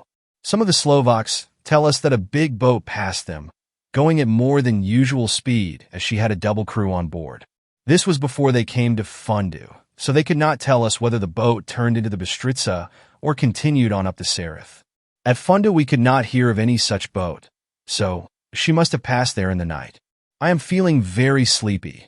The cold is perhaps beginning to tell upon me, and nature must have rest some time. Godalming insists that he shall keep the first watch. God bless him for all his goodness to poor dear Mina and me. November 2nd, morning. It is broad daylight. That good fellow would not wake me. He says it would have been a sin to, for I slept peacefully and was forgetting my trouble. It seems brutally selfish to me to have slept so long and let him watch all night, but he was quite right. I am a new man this morning, and as I sit here and watch him sleeping, I can do all that is necessary both as to minding the engine, steering, and keeping watch. I can feel that my strength and energy are coming back to me. I wonder where Mina is now and Van Helsing. They should have got to Veresti about noon on Wednesday. It would take them some time to get the carriage and horses, so if they had started and traveled hard, they would be about now at the Borgo Pass. God guide and help them. I am afraid to think what may happen. If we could only go faster, but we cannot. The engines are throbbing and doing their utmost. I wonder how Dr. Seward and Mr. Morris are getting on. There seem to be endless streams running down the mountains into this river, but as none of them are very large, at present at all events, though they are terrible doubtless in winter and when the snow melts, the horsemen may not have met much obstruction. I hope that before we get to Strasbourg, we may see them. For if by that time we have not overtaken the Count, it may be necessary to take counsel together what to do next. Dr. Seward's Diary. November 2nd. 3 days on the road. No news, and no time to write it if there had been, for every moment is precious. We have had only the rest needful for the horses, but we are both bearing it wonderfully. Those adventurous days of ours are turning up useful. We must push on. We shall never feel happy till we get the launch in sight again. November 3rd. We heard at Fundu that the launch had gone up the Bistritza. I wish it wasn't so cold. There are signs of snow coming, and if it falls heavy, it will stop us. In such case, we must get a sledge and go on, Russian fashion. November 4th. Today we heard of the launch having been detained by an accident when trying to force a way up the rapids. The Slovak boats get up all right, by aid of a rope and steering with knowledge. Some went up only a few hours before. Godalming is an amateur fitter himself, and evidently it was he who put the launch in trim again. Finally, they got up the rapids all right, with local help, and are off on the chase afresh. I fear that the boat is not any better for the accident. The peasantry tell us that after she got upon smooth water again, she kept stopping every now and again so long as she was in sight. We must push on harder than ever. Our help may be wanted soon. Mina Harker's Journal. October 31st. Arrived at Veresti at noon. The professor tells me that this morning at dawn he could hardly hypnotize me at all, and that all I could say was, "Dark and quiet." He is off now, buying a carriage and horses. He says that he will later on try to buy additional horses so that we may be able to change them on the way. We have something more than 70 miles before us. The country is lovely and most interesting. If only we were under different conditions, how delightful it would be to see it all. If Jonathan and I were driving through it alone, what a pleasure it would be to stop and see people and learn something of their life, and to fill our minds and memories with all the color and picturesqueness of the whole wild, beautiful country and the quaint people. But alas! Later. Dr. Van Helsing has returned. He has got the carriage and horses. We are to have some dinner and to start in an hour. The landlady is putting us up a huge basket of provisions. It seems enough for a company of soldiers. The professor encourages her and whispers to me that it may be a week before we can get any good food again. He has been shopping too and has sent home such a wonderful lot of fur coats and wraps and all sorts of warm things. There will not be any chance of our being cold. We shall soon be off. I am afraid to think what may happen to us. We are truly in the hands of God. He alone knows what may be, and I pray him, with all the strength of my sad and humble soul, that he will watch over my beloved husband, that whatever may happen, Jonathan may know that I loved him and honored him more than I can say, and that my latest and truest thought will be always for him. Chapter 27. Mina Harker's Journal. November 1st. All day long we have traveled, and at a good speed. The horses seem to know that they are being kindly treated, for they go willingly their full stage at best speed. We have now had so many changes and find the same thing so constantly that we are encouraged to think that the journey will be an easy one. Dr. Van Helsing is laconic. He tells the farmers that he is hurrying to Bistritz and pays them well to make the exchange of horses. We get hot soup or coffee or tea, and off we go. It is a lovely country, full of beauties of all imaginable kinds, and the people are brave and strong and simple and seem full of nice qualities. They are very, very superstitious. In the first house where we stopped, when the woman who served us saw the scar on my forehead, she crossed herself and put out 2 fingers towards me to keep off the evil eye. I believe they went to the trouble of putting an extra amount of garlic into our food, and I can't abide garlic. Ever since then I have taken care not to take off my hat or veil, and so have escaped their suspicions. We are traveling fast, and as we have no driver with us to carry tales, we go ahead of scandal. But I dare say that fear of the evil I will follow hard behind us all the way. The professor seems tireless. All day he would not take any rest, though he made me sleep for a long spell. At sunset time he hypnotized me, and he says that I answered as usual darkness, lapping water and creaking wood. So our enemy is still on the river. I am afraid to think of Jonathan, but somehow I have now no fear for him, or for myself. I write this whilst we wait in a farmhouse for the horses to be got ready. Dr. Van Helsing is sleeping. Poor dear, he looks very tired and old and gray, but his mouth is set as firmly as a conqueror's. Even in his sleep, he is instinct with resolution. When we have well started, I must make him rest whilst I drive. I shall tell him that we have days before us, and we must not break down when most of all his strength will be needed. All is ready. We are off shortly. November 2nd, morning. I was successful, and we took turns driving all night. Now the day is on us, bright though cold. There is a strange heaviness in the air. I say heaviness for want of a better word. I mean that it oppresses us both. It is very cold, and only our warm furs keep us comfortable. At dawn, Van Helsing hypnotized me. He says I answered darkness, creaking wood and roaring water, so the river is changing as they ascend. I do hope that my darling will not run any chance of danger, more than need be, but we are in God's hands. November 2nd, night. All day long driving. The country gets wilder as we go, and the great spurs of the Carpathians, which at Veresti seemed so far from us and so low on the horizon, now seem to gather round us and tower in front. We both seem in good spirits. I think we make an effort each to cheer the other. In the doing so we cheer ourselves. Dr. Van Helsing says that by morning we shall reach the Borgo Pass. The houses are very few here now, and the professor says that the last horse we got will have to go on with us, as we may not be able to change. He got two in addition to the two we changed, so that now we have a rude four in hand. The dear horses are patient and good, and they give us no trouble. We are not worried with other travelers, and so even I can drive. We shall get to the pass in daylight. We do not want to arrive before. So we take it easy and have each a long rest in turn. Oh, what will tomorrow bring to us? We go to seek the place where my poor darling suffered so much. God grant that we may be guided aright, and that he will deign to watch over my husband and those dear to us both, and who are in such deadly peril. As for me, I am not worthy in his sight. Alas!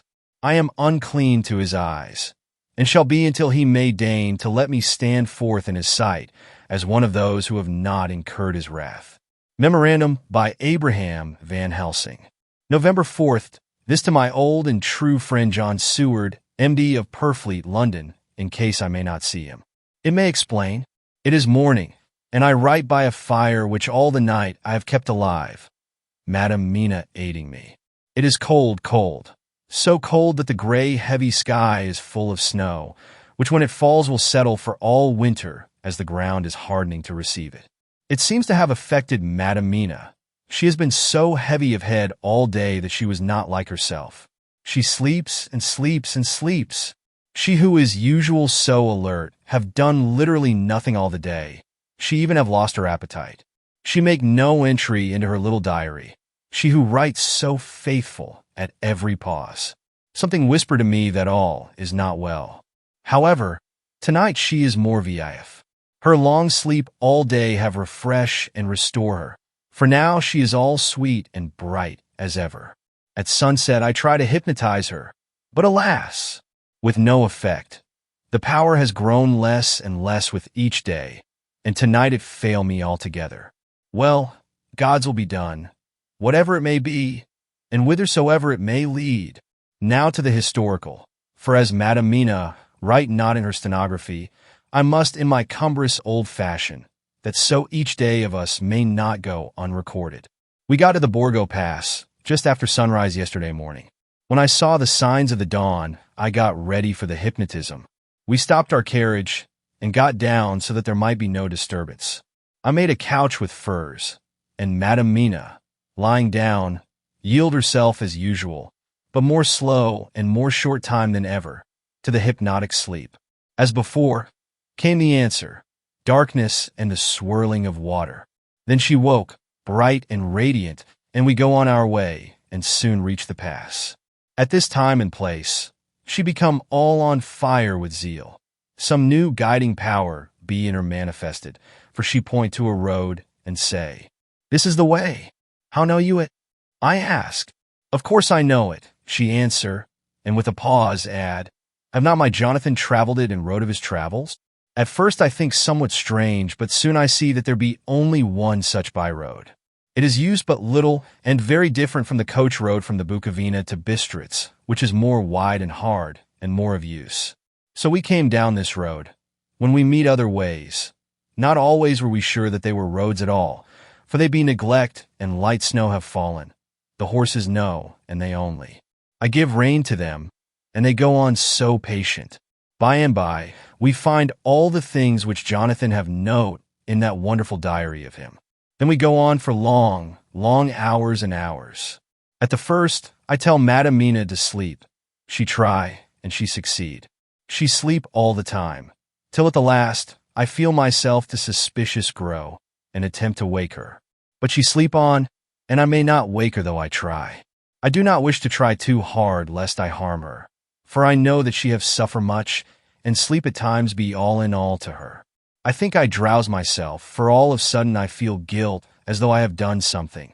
I find myself bolt up, with the reins in my hand, and the good horses go along jog, just as ever. I look down, and find Madam Mina still asleep.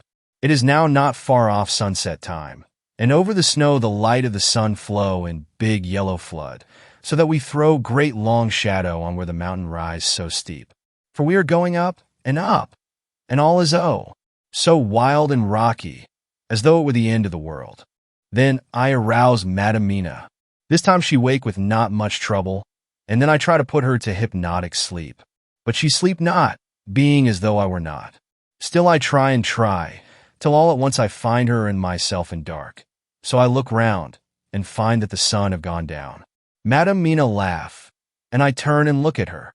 She is now quite awake, and looks so well as I never saw her since that night at Carfax when we first entered the Count's house.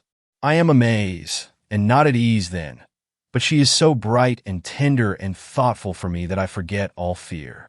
I light a fire, for we have brought supply of wood with us, and she prepare food while I undo the horses and set them, tethered in shelter, to feed. Then when I return to the fire, she have my supper ready. I go to help her, but she smile, and tell me that she have eat already, that she was so hungry that she would not wait. I like it not, and I have grave doubts, but I fear to affright her, and so I am silent of it. She help me, and I eat alone, and then we wrap in fur and lie beside the fire, and I tell her to sleep while I watch. But presently I forget all of watching, and when I sudden remember that I watch, I find her lying quiet, but awake and looking at me with so bright eyes. Once, twice more the same occur, and I get much sleep till before morning. When I wake I try to hypnotize her, but alas! Though she shut her eyes obedient, she may not sleep. The sun rise up, and up, and up, and then sleep come to her too late, but so heavy that she will not wake. I have to lift her up, and place her sleeping in the carriage when I have harnessed the horses, and made all ready. Madam still sleep, and she look in her sleep more healthy, and more redder than before. And I like it not, and I am afraid.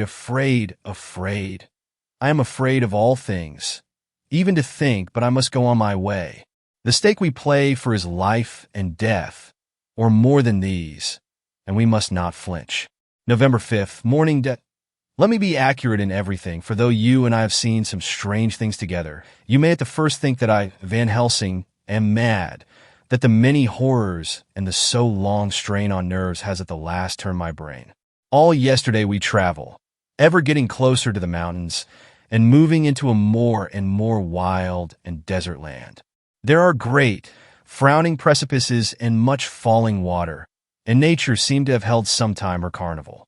Madam Mina still sleep, and though I did have hunger and appeased it, I could not waken her, even for food. I began to fear that the fatal spell of the place was upon her, tainted as she is with that vampire baptism. Well, said I to myself, if it be that she sleep all the day, it shall also be that I do not sleep at night. As we travel on the rough road, for a road of an ancient and imperfect kind there was, I held down my head and slept. Again I waked with a sense of guilt and of time past, and found Madam Mina still sleeping, and the sun low down. But all was indeed changed. The frowning mountains seemed further away, and we were near the top of a steep rising hill, on summit of which was such a castle as Jonathan tell of in his diary. At once I exulted and feared, for now, for good or ill, the end was near. I woke Madam Mina, and again tried to hypnotize her, but alas, unavailing till too late. Then, ere the great dark came upon us, for even after down sun, the heavens reflected the gone sun on the snow, and all was for a time in a great twilight. I took out the horses and fed them in what shelter I could. Then I make a fire, and near it I make Madam Mina, now awake and more charming than ever, sit comfortable amid her rugs. I got ready food, but she would not eat, simply saying that she had not hunger. I did not press her, knowing her unavailingness. But I myself eat, for I must needs now be strong for all. Then, with the fear on me of what might be, I drew a ring so big for her comfort, round where Madam Mina sat, and over the ring I passed some of the wafer, and I broke it fine so that all was well guarded. She sat still all the time, so still as one dead, and she grew whiter and ever whiter till the snow was not more pale, and no word she said. But when I drew near, she clung to me, and I could know that the poor soul shook her from head to feet with a tremor that was pain to feel. I said to her presently, when she had grown more quiet, "Will you not come over to the fire, for I wish to make a test of what she could." She rose obedient, but when she had made a step she stopped and stood as one stricken. "Why not go on?" I asked. She shook her head and, coming back, sat down in her place. Then, looking at me with open eyes, as of one waked from sleep, she said simply, "I cannot," and remained silent. I rejoiced, for I knew that what she could not, none of those that we dreaded could. Though there might be danger to her body, yet her soul was safe. Presently the horses began to scream, and tore at their tethers till I came to them and quieted them. When they did feel my hands on them, they whinnied low as in joy, and licked at my hands, and were quiet for a time. Many times through the night did I come to them, till it arrived to the cold hour when all nature is at lowest, and every time my coming was with quiet of them. In the cold hour the fire began to die, and I was about stepping forth to replenish it, for now the snow came in flying sweeps, and with it a chill mist. Even in the dark there was a light of some kind, as there ever is over snow, and it seemed as though the snow flurries and the wreaths of mist took shape as of women with trailing garments. All was in dead, grim silence, only that the horses whinnied and cowered, as if in terror of the worst. I began to fear, horrible fears, but then came to me the sense of safety in that ring wherein I stood. I began, too, to think that my imaginings were of the night, and the gloom, and the unrest that I have gone through, and all the terrible anxiety. It was as though my memories of all Jonathan's horrid experience were befalling me, for the snowflakes and the mist began to wheel and circle round, till I could get as though a shadowy glimpse of those women that would have kissed him.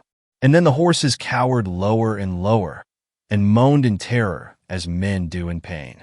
Even the madness of fright was not to them, so that they could break away. I feared for my dear Madam Mina when these weird figures drew near and circled round. I looked at her, but she sat calm and smiled at me. When I would have stepped to the fire to replenish it, she caught me and held me back and whispered, like a voice that one hears in a dream, so low it was, "No, no, do not go without. Here you are safe." I turned to her, and looking in her eyes, said, "But you? It is for you that I fear." Whereat she laughed a laugh, low and unreal, and said, "Fear for me? Why fear for me? None safer in all the world from them than I am." And as I wondered at the meaning of her words, a puff of wind made the flame leap up, and I see the red scar on her forehead. Then, alas! I knew, did I not, I would soon have learned, for the wheeling figures of mist and snow came closer, but keeping ever without the holy circle. Then they began to materialize till, if God have not taken away my reason, for I saw it through my eyes, there were before me in actual flesh the same 3 women that Jonathan saw in the room, when they would have kissed his throat. I knew the swaying round forms, the bright hard eyes, the white teeth, the ruddy color, the voluptuous lips. They smiled ever at poor dear Madam Mina, and as their laugh came through the silence of the night, they twined their arms and pointed to her, and said in those so sweet tingling tones that Jonathan said were of the intolerable sweetness of the water glasses, "Come, sister, come to us. Come, come." In fear, I turned to my poor Madam Mina, and my heart with gladness leapt like flame. For oh, the terror in her sweet eyes, the repulsion, the horror, told a story to my heart that was all of hope. God be thanked she was not yet of them. I seized some of the firewood which was by me, and holding out some of the wafer, advanced on them towards the fire. They drew back before me, and laughed their low, horrid laugh. I fed the fire, and feared them not, for I knew that we were safe within our protections. They could not approach me, while so armed, nor Madam Mina while she remained within the ring, which she could not leave no more than they could enter. The horses had ceased to moan, and lay still on the ground. The snow fell on them softly, and they grew whiter. I knew that there was for the poor beasts no more of terror. And so we remained till the red of the dawn to fall through the snow gloom. I was desolate and afraid, and full of woe and terror. But when that beautiful sun began to climb the horizon, life was to me again. At the first coming of the dawn, the horrid figures melted in the whirling mist and snow. The wreaths of transparent gloom moved away towards the castle, and were lost. Instinctively, with the dawn coming, I turned to Madam Mina, intending to hypnotize her, but she lay in a deep and sudden sleep, from which I could not wake her. I tried to hypnotize through her sleep, but she made no response, none at all, and the day broke. I fear yet to stir. I have made my fire and have seen the horses. They are all dead.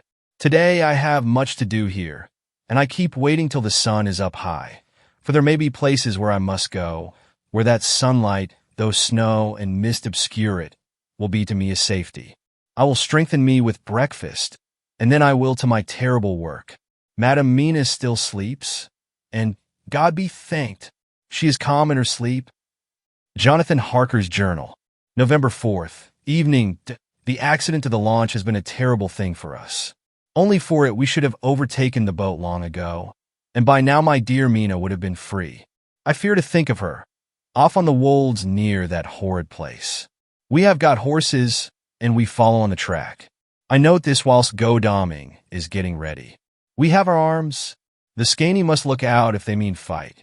Oh, if only Morris and Seward were with us. We must only hope. If I write no more goodbye, Mina, God bless and keep you. Dr. Seward's Diary, November 5th. With the dawn we saw the body of Skaney before us dashing away from the river with their lighter wagon. They surrounded it in a cluster and hurried along as though beset. The snow is falling lightly, and there is a strange excitement in the air. It may be our own feelings, but the depression is strange. Far off I hear the howling of wolves. The snow brings them down from the mountains, and there are dangers to all of us, and from all sides. The horses are nearly ready, and we are soon off. We ride to death of someone. God alone knows who, or where, or what, or when, or how it may be.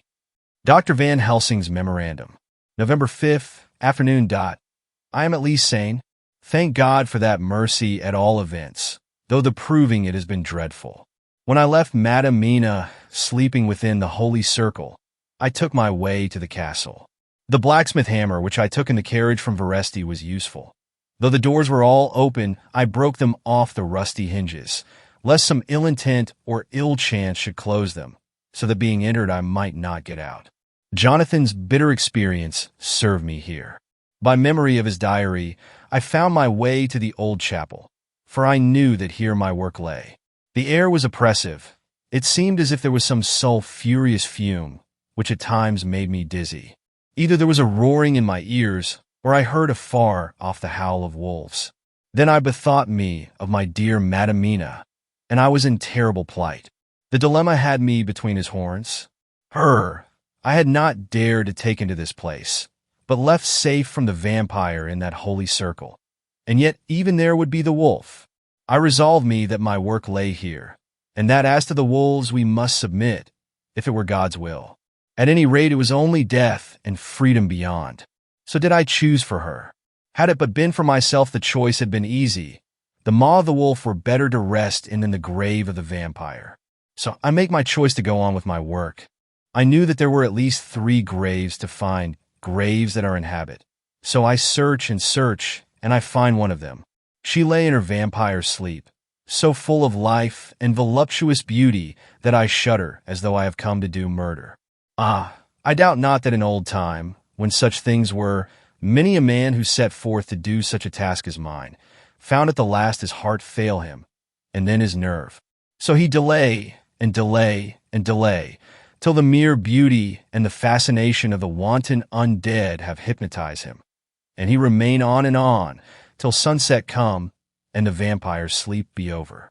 Then the beautiful eyes of the fair woman open and look love, and the voluptuous mouth present to a kiss, and man is weak. And there remain one more victim in the vampire fold, one more to swell the grim and grisly ranks of the undead. There is some fascination, surely, when I am moved by the mere presence of such an one, even lying as she lay in a tomb fretted with age and heavy with the dust of centuries, though there be that horrid odor such as the lairs of the Count have had. Yes, I was moved, I Van Helsing, with all my purpose and with my motive for hate. I was moved to a yearning for delay which seemed to paralyze my faculties and to clog my very soul. It may have been that the need of natural sleep and the strange oppression of the air were beginning to overcome me.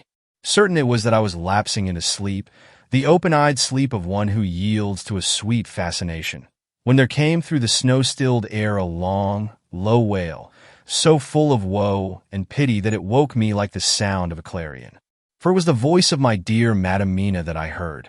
Then I braced myself again to my horrid task, and found by wrenching away tomb tops one other of the sisters, the other dark one. I dared not pause to look on her as I had on her sister, lest once more I should begin to be enthralled, but I go on searching until, presently, I find in a high great tomb, as if made to one much beloved, that other fair sister which, like Jonathan, I had seen to gather herself out of the atoms of the mist.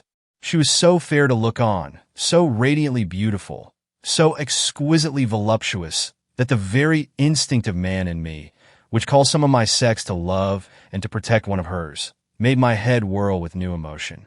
But God be thanked, that soul wail of my dear Madam Mina had not died out of my ears, and before the spell could be wrought further upon me, I had nerved myself to my wild work. By this time I had searched all the tombs in the chapel so far as I could tell, and as there had been only 3 of these undead phantoms around us in the night, I took it that there were no more of active undead existent. There was one great tomb more lordly than all the rest. Huge it was, and nobly proportioned. On it was but one word: Dracula. This, then, was the undead home of the king vampire, to whom so many more were due. Its emptiness spoke eloquent to make certain what I knew. Before I began to restore these women to their dead selves through my awful work, I laid in Dracula's tomb some of the wafer, and so banished him from it, undead, forever. Then began my terrible task, and I dreaded it. Had it been but one, it had been easy comparative, but 3, to begin twice more after I had been through a deed of horror. For if it was terrible with the sweet Miss Lucy, what would it not be with these strange ones who had survived through centuries, and who had been strengthened by the passing of the years, who would, if they could, have fought for their foul lives? Oh, my friend John, but it was butcher work. Had I not been nerved by thoughts of other dead, and of the living over whom hung such a pall of fear, I could not have gone on. I tremble and tremble even yet, though till all was over, God be thanked, my nerve did stand. Had I not seen the repose in the first place, and the gladness that stole over it just ere the final dissolution came, as realization that the soul had been won, I could not have gone further with my butchery. I could not have endured the horrid screeching as the stake drove home, the plunging of writhing form, and lips of bloody foam. I should have fled in terror, and left my work undone. But it is over, and the poor souls, I can pity them now and weep, as I think of them placid each in her full sleep of death for a short moment ere fading. For, friend John, hardly had my knife severed the head of each, before the whole body began to melt away and crumble into its native dust, as though the death that should have come centuries agone had at last assert himself and say at once and loud, "I am here." Before I left the castle, I so fixed its entrances that never more can the Count enter their undead. When I stepped into the circle where Madame Mina slept, she woke from her sleep, and, seeing me, cried out in pain that I had endured too much. "Come," she said, "come away from this awful place. Let us go to meet my husband who is, I know, coming towards us." She was looking thin and pale and weak, but her eyes were pure and glowed with fervor. I was glad to see her paleness and her illness, for my mind was full of the fresh horror of that ruddy vampire's sleep. And so, with trust and hope, and yet full of fear, we go eastward to meet our friends, and him, whom Madame Mina tell me that she know are coming to meet us. Mina Harker's Journal, November 6th. It was late in the afternoon when the professor and I took our way towards the east, whence I knew Jonathan was coming. We did not go fast, though the way was steeply downhill, for we had to take heavy rugs and wraps with us. We dared not face the possibility of being left without warmth in the cold and the snow. We had to take some of our provisions, too, for we were in a perfect desolation, and, so far as we could see through the snowfall, there was not even the sign of habitation. When we had gone about a mile, I was tired with the heavy walking and sat down to rest. Then we looked back and saw where the clear line of Dracula's castle cut the sky, for we were so deep under the hill whereon it was set that the angle of perspective of the Carpathian Mountains was far below it.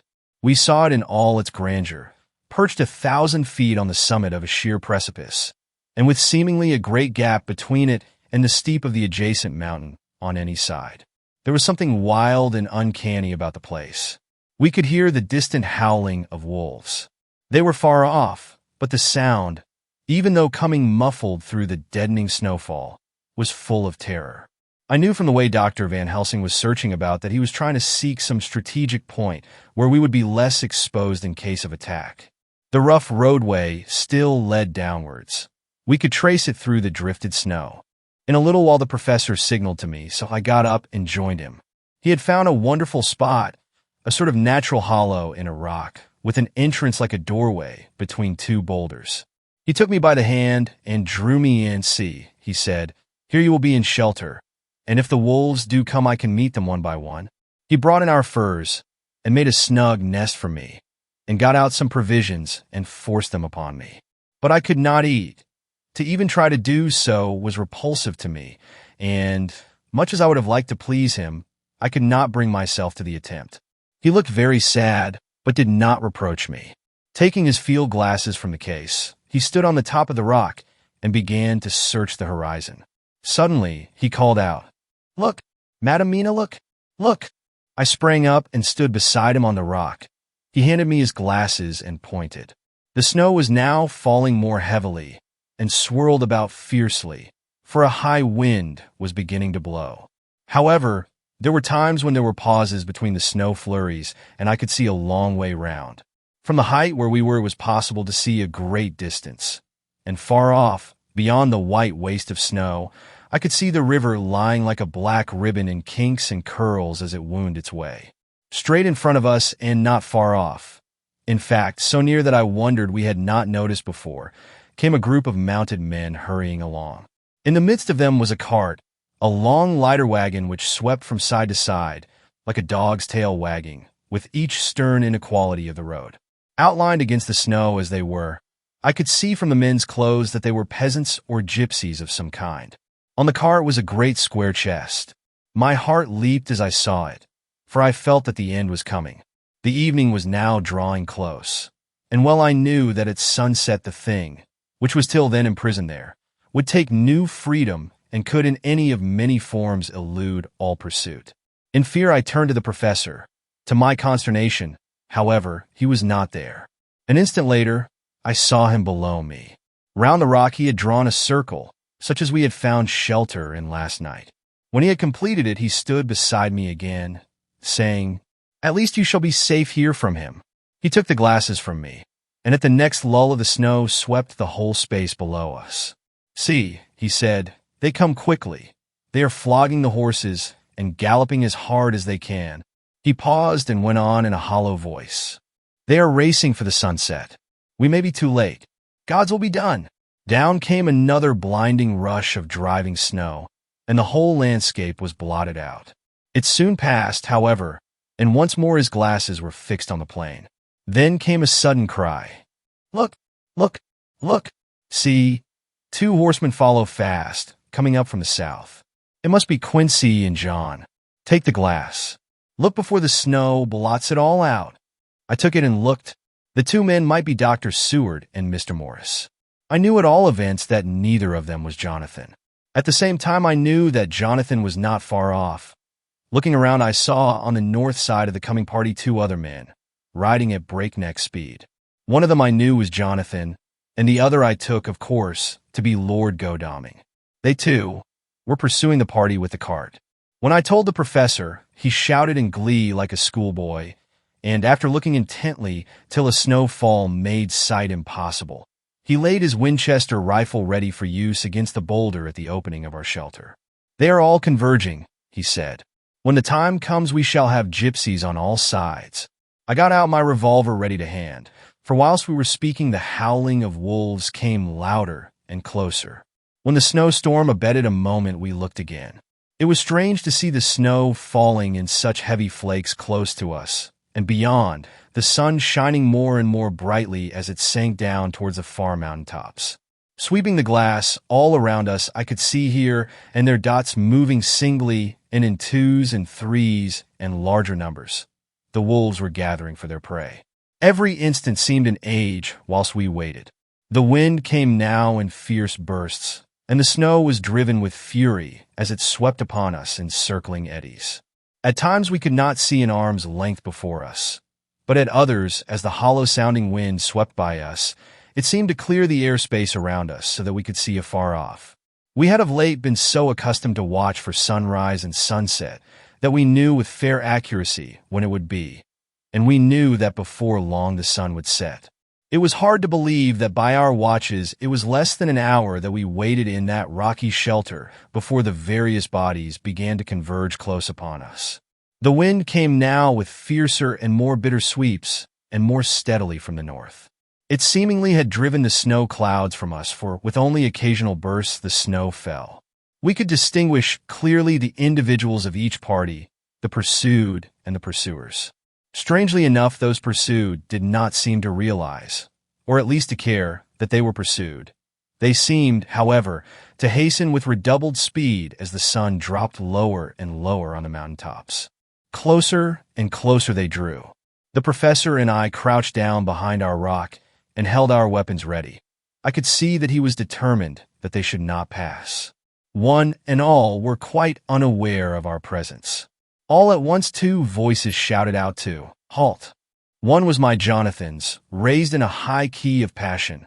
The other Mr. Morris' strong, resolute tone of quiet command. The gypsies may not have known the language, but there was no mistaking the tone, in whatever tongue the words were spoken.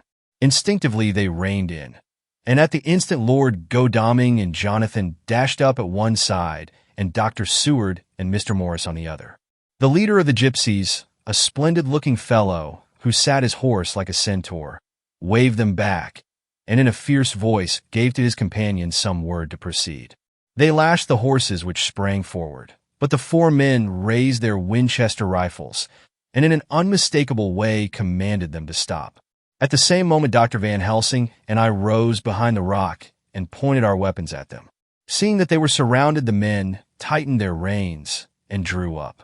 The leader turned to them and gave a word at which every man of the gypsy party drew what weapon he carried, knife or pistol, and held himself in readiness to attack.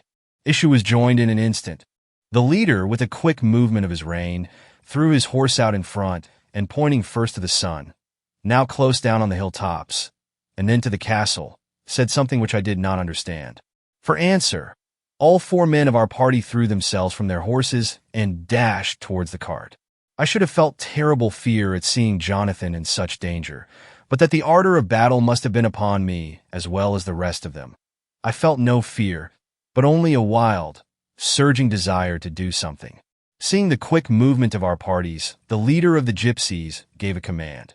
His men instantly formed round the cart in a sort of undisciplined endeavor, each one shouldering and pushing the other in his eagerness to carry out the order. In the midst of this, I could see that Jonathan on one side of the ring of men and Quincy on the other were forcing a way to the cart. It was evident that they were bent on finishing their task before the sun should set. Nothing seemed to stop or even to hinder them. Neither the leveled weapons, nor the flashing knives of the gypsies in front, nor the howling of the wolves behind, appeared to even attract their attention.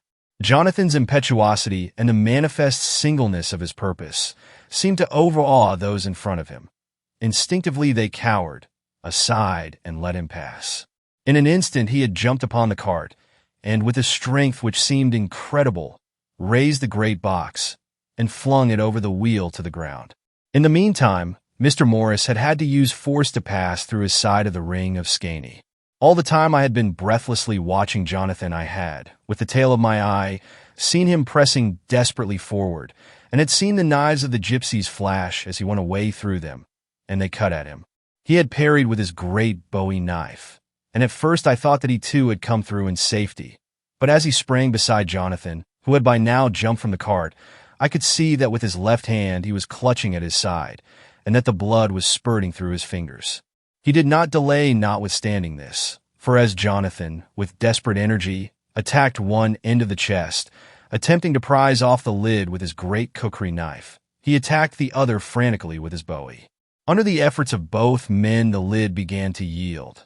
The nails drew with a quick screeching sound, and the top of the box was thrown back. By this time the gypsies, seeing themselves covered by the Winchesters, and at the mercy of Lord Godalming and Dr. Seward, had given in and made no resistance. The sun was almost down on the mountain tops, and the shadows of the whole group fell long upon the snow. I saw the Count lying within the box upon the earth, some of which the rude falling from the cart had scattered over him. He was deathly pale, just like a waxen image, and the red eyes glared with the horrible vindictive look which I knew too well. As I looked, the eyes saw the sinking sun, and the look of hate in them turned to triumph. But, on the instant, came the sweep and flash of Jonathan's great knife. I shrieked as I saw it shear through the throat, whilst at the same moment Mr. Morris's Bowie knife plunged into the heart. It was like a miracle, but before our very eyes, and almost in the drawing of a breath, the whole body crumbled into dust and passed from our sight. I shall be glad as long as I live that even in that moment of final dissolution, there was in the face a look of peace, such as I never could have imagined might have rested there. The castle of Dracula now stood out against the red sky, and every stone of its broken battlements was articulated against the light of the setting sun. The gypsies, taking us as in some way the cause of the extraordinary disappearance of the dead man, turned, without a word, and rode away as if for their lives. Those who were unmounted jumped upon the lighter wagon and shouted to the horsemen not to desert them. The wolves, which had withdrawn to a safe distance, followed in their wake, leaving us alone. Mr. Morris, who had sunk to the ground, leaned on his elbow, holding his hand pressed to his side. The blood still gushed through his fingers. I flew to him, for the holy circle did not now keep me back. So did the two doctors. Jonathan knelt behind him, and the wounded man laid back his head on his shoulder. With a sigh he took, with a feeble effort, my hand in that of his own which was unstained.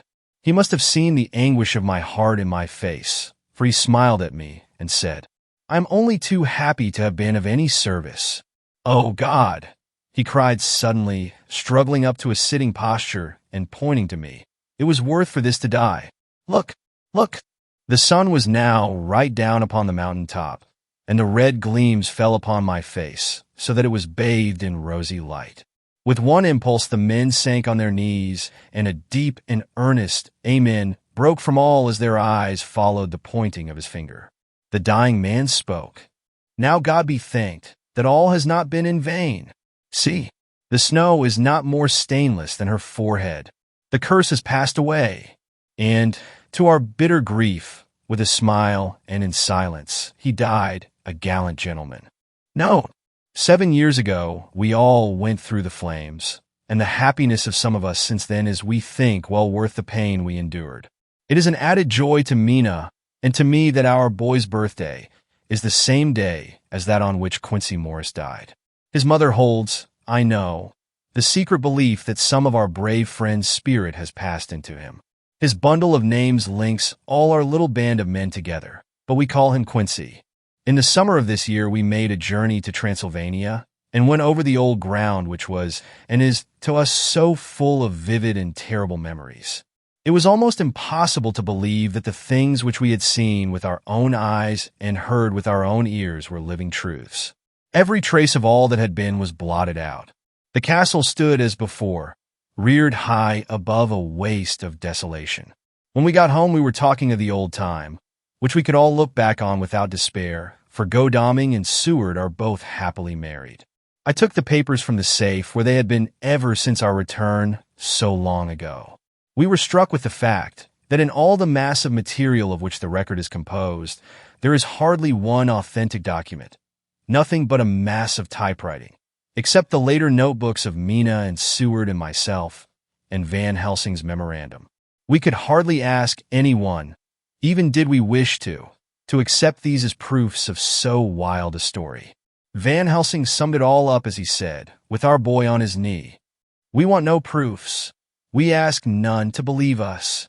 This boy will someday know what a brave and gallant woman his mother is. Already he knows her sweetness and loving care. Later on he will understand how some men so loved her that they did dare much for her sake." Jonathan Harker. The End.